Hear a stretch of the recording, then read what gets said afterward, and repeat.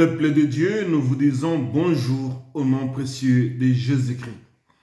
Nous voici dans la 108e leçon et dans cette thématique, nous allons apprendre à comprendre l'oppression dans la spiritualité. Bien des gens parlent des combats spirituels, mais nous voulons parler de l'oppression dans la spiritualité. Quand on parle de l'oppression dans la spiritualité, ou même, du moins comme vous le souhaitez, quand on parle des combats spirituels, la plupart de nos amis sautent vite aux conclusions qu'il s'agit de délivrer des personnes possédées de l'emprise de l'ennemi, le diable. L'oppression dans la spiritualité trouve son origine depuis la rébellion de l'ennemi, le diable, dans le ciel. Par sa chute, il est dit « Malheur aux habitants de la terre, car le diable est descendu avec grande colère à la recherche de ses proies. » Nous trouvons cela dans Apocalypse, au 12e chapitre, le 12e verset révèle « Malheur à la terre et à la mer, car le diable est descendu vers vous, animé d'une grande colère, sachant qu'il a peu de temps. » Cher ministre de Dieu, Satan sait qu'il a peu de temps. La guerre dans la spiritualité concerne toute personne qui croit et qui s'attache à Dieu. Qu'il soit paralytique, en bonne santé, riche ou pauvre. Toute personne, sans exception, du moment qu'il a le souffle de vie, cela révèle que l'humain a une dimension spirituelle remarquable, considérable, qui enlace tout son être, âme, corps et esprit. Cher ministre de Dieu, il est bien sûr noté que tous ceux qui refusent les mensonges de l'ennemi, le diable, sont classés dans l'ordre de ses antagonistes. Et ces antagonistes, il faut les cribler comme les froment et les tuer. Voilà la mission de l'ennemi, le diable. Il est opposé à tout enfant de Dieu. Bien que nous soyons transportés du royaume des ténèbres au royaume des lumières, aussi longtemps que nous avons nos pieds sur terre, le diable utilisera tous les moyens en sa disposition pour nous combattre spirituellement et physiquement. Le seul moyen de lui résister est de ne pas ouvrir une porte. Comme l'apôtre Paul le dit aux Éphésiens, il dit « Ne donnez pas accès au diable ». Oui, bien-aimé de Dieu, tout chrétien qui donne accès au diable dans sa vie, l'ennemi peut prendre possession de sa vie et les malmener sans relâche. Il y a plusieurs prédications, enseignements qui sont donnés aujourd'hui en disant qu'un chrétien ne peut pas être possédé, mais Paul le dit clairement ici, ne donnez pas accès au diable.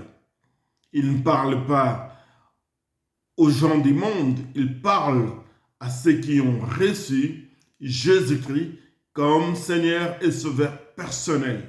Si tu donnes accès au diable, eh bien, il peut te malmener. Ce n'est pas en fait une question de lâcher prise en se disant nous sommes attaqués de toutes parts par les mammouths et les carottes sont cuites. Non, pas du tout. Il s'agit de tenir ferme en tant qu'enfant de Dieu, d'être fort comme le déclare Paul aux Éphésiens au chapitre 6. Il dit au 11e verset, « Soyez forts dans le Seigneur par sa force toute puissante. » Bien-aimés de Dieu, soyez forts. Pas par votre force physique, pas par la force de votre tradition, de votre coutume. Soyez forts dans le Seigneur par sa force toute puissante. S'il a vaincu les diables, eh bien la victoire est de notre côté. L'ennemi, le diable, viendra par multiples voies pour vous attaquer. Il peut venir par la voie de la famille, de ta femme ou de ton mari, par la voie du travail, de tes études, par la santé. La Bible nous dit, tenez-vous fort, fortifiez-vous en Christ. Eh bien, dans chaque étape, reconnaissez vos droits. Il faut connaître vos droits.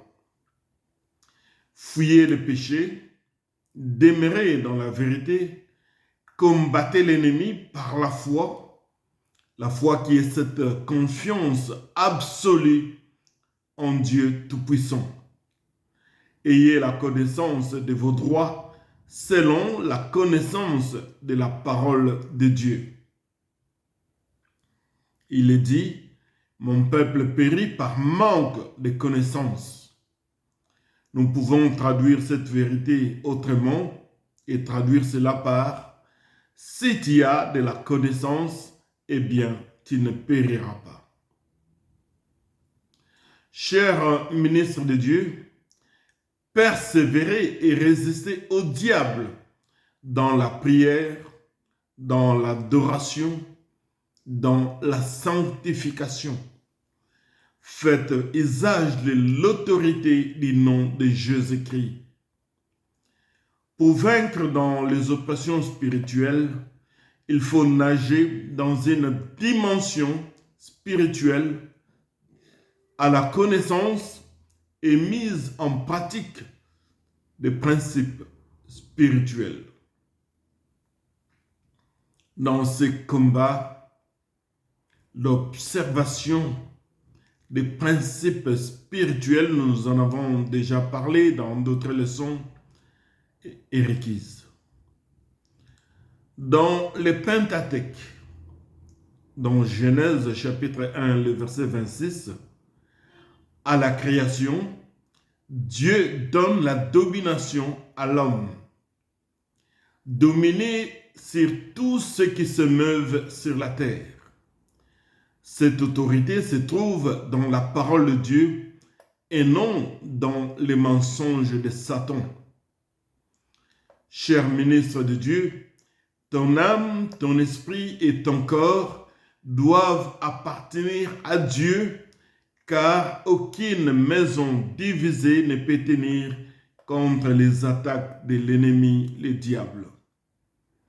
Il faut savoir se gouverner soi-même, savoir se diriger avec une paix durable et non éphémère.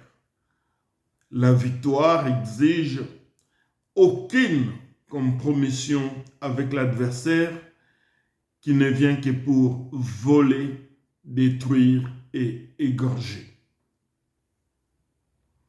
Rappelez-vous, cher ministre de Dieu, le Seigneur a dit dans la version johannique, au 14e chapitre, le 30e verset, « Le prince de ce monde vient, mais il n'a rien à moi. » Le diable vient, mais il n'a rien à moi. Il peut chercher les mensonges, il peut chercher la fraude, la corruption, la colère, toutes ces choses, l'impureté, l'impudicité. Il n'a rien à moi. Ces combats exigent l'engagement de ta part et la consécration. Demeurer dans les fondements de la parole. Cher ministre de Dieu, pour attaquer les prophètes de Baal, Élie le prophète commença premièrement à rebâtir la fondation selon le livre de 1 Roi, chapitre 18, le verset 31. La Bible dit, Élie prit 12 pierres d'après le nombre des tribus des fils de Jacob, auquel l'Éternel avait dit, Israël sera ton nom. Et il bâtit avec ces pierres un autel au nom de l'Éternel. Et Élie n'a pas fait autre chose. Il sait que devant lui, il y a les Baals, ces prophètes, les puissances maléfiques. Et Élie, pour combattre ces puissances, il commence d'abord au préalable par construire l'autel. Le chiffre 12 représente le gouvernement humain. Le chiffre 12 représente aussi dans notre vie, notre façon de savoir nous gouverner. Un homme qui sait se gouverner, c'est un homme qui sait prendre ses responsabilités en main, savoir se diriger, savoir s'orienter et ne laisser pas autre chose les diriger. Savoir se gouverner, c'est avoir la maîtrise de ses pulsions, de ses idéologies, avoir la maîtrise de sa pensée, s'orienter. Oh, gloire à Dieu. Élie bâtit avec ses pierres un autel au nom de l'Éternel avant d'affronter les puissances maléfiques des Baals. Rappelez-vous, le Seigneur est la tête, vous êtes le corps, et le Seigneur amènera l'ennemi à vos pieds, parce qu'il est la tête et nous sommes les corps.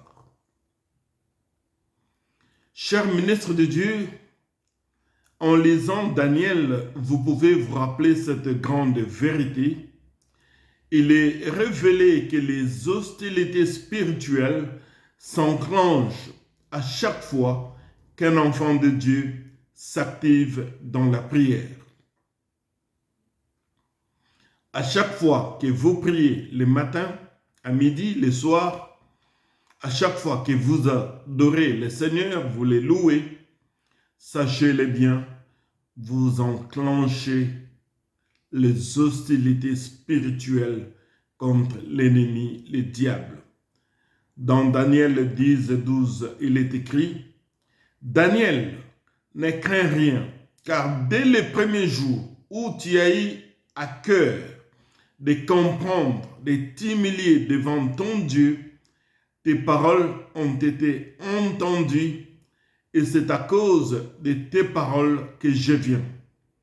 Mais sache, Daniel, que depuis ce premier jour, le chef du royaume de Perse m'a résisté 21 jours. Mais voici, Michael, l'un des principaux chefs, est venu à mon secours et je suis demeuré là auprès des rois de Perse. Comprenez-vous cette vérité, cher ministre de Dieu? Depuis le premier jour que Daniel a commencé à crier à Dieu, à s'humilier, cela a enclenché les hostilités spirituelles. Les combats avaient commencé depuis le premier jour que Daniel avait mis à cœur de chercher, de s'humilier devant le Dieu Tout-Puissant. Eh bien, cher ministre de Dieu, nous venons de réaliser que le combat spirituel est permanent dans la vie de tout enfant de Dieu. Ce n'est pas les combats d'un jour, ce n'est pas les combats d'un mois, d'un an, d'une période, d'une époque, pas du tout. Aussi longtemps que vous êtes vivant sur la terre, le diable est en colère contre vous. Sachant qu'il a peu de temps, il va utiliser tous les voies et moyens pour chercher à vous atteindre. Pendant que vous et moi nous sommes là, le diable, avec ses acolytes, dans leurs ordinateurs démoniaques, ils étudient notre façon de parler, de marcher, notre entourage. Ils étudient chaque fait et geste pour savoir comment ils peuvent nous saisir dans leur filet. Mais Dieu, par sa grâce, nous rend invisibles à travers ces ordinateurs sataniques. Cette vie de combat, cette vie d'hostilité spirituelle n'est pas pour un moment dans ta vie, mais pour toutes les minutes, toutes les secondes, toutes les tierces. Aussi longtemps que tu appartiens à Jésus-Christ. Demeurons en Jésus, c'est en lui que nous sommes en sécurité. Ce combat qui a commencé au ciel, le diable est descendu sur la terre en colère.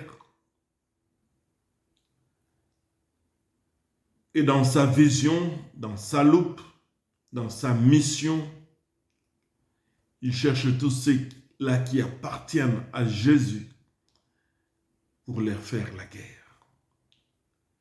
Nous sommes victorieux par le sang versé de l'agneau et par les témoignages de notre bouche.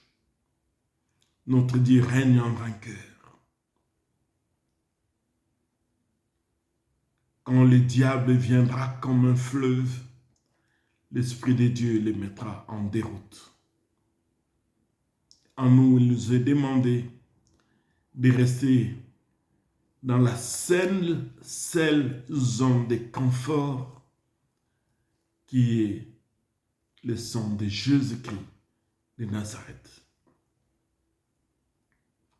Que Dieu vous bénisse et comme toute chose, vos habits, nos habits soient blancs et que l'huile ne manque pas sur la tête. Oh, gloire à Dieu. Que Dieu vous bénisse et à très bientôt. Merci.